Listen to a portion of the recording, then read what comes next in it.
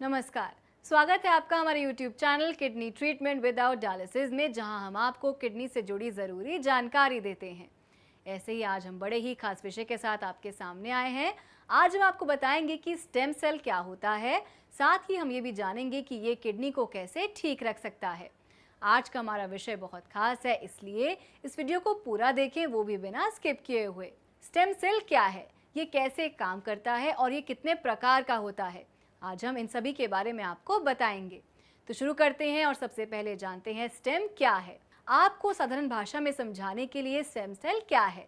Stem cell को therapy कहें तो ये गलत नहीं होगा। इसका प्रयोग बॉडी की उन सभी कोशिकाओं को वापस से एक्टिव करने के लिए प्रयोग में लाया जाता है जो आपकी बॉडी में किसी परेशानी की वजह से डैमेज हो गई होती हैं। जैसे मान लीजिए आपके हृदय की कोशिकाएं खराब हो गई हैं, तो इनकी मरम्मत स्टेम सेल द्वारा की जा सकती है।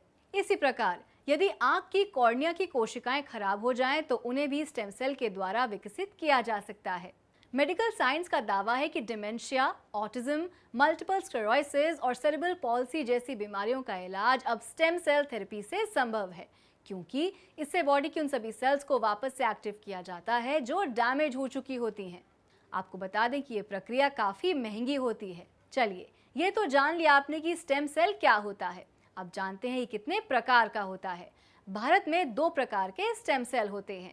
पहला, जो स्वस्थ इंसान के बोन मैरो से ब्लड लिया जाता है और उसके ब्लड से स्टेम सेल बनाया जाता है, और जहां भी स्टेम सेल की ज़रूरत होती है वहां ट्रांसफ़र किया जाता है।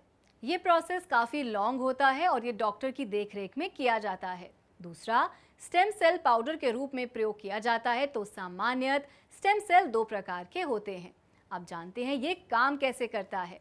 जब आप स्टेम सेल लेते हैं तो ये आपकी बॉडी के अंदर घुल जाता है, क्योंकि ह्यूमन बॉडी में 70% पानी होता है। इससे ये बॉडी में घुलकर अपना काम करने लगता है। इससे आपकी बॉडी के डैमेज सेल धीरे धीरे विकसित होने लगते हैं और इस स्टेम से आपकी परेशानी दूर होने लगती है। अगर बात किडनी की करें तो किडनी के मरीजों को तो पानी का सेवन सीमित मात्रा में करना होता है। तो वो क्या करें? किडनी में खराबी होने के बाद किडनी धीरे धीरे डैमेज होती जाती है, क्योंकि किडनी के मरीजों को पानी पीना भी सीमित कर दिया जाता है। जिनका डायलिसिस चल रहा होता है उनकी बॉडी में तो वैसे ही डायलिसिस के दौरान पूरा पानी बॉडी से बाहर निकाल दिया जाता है।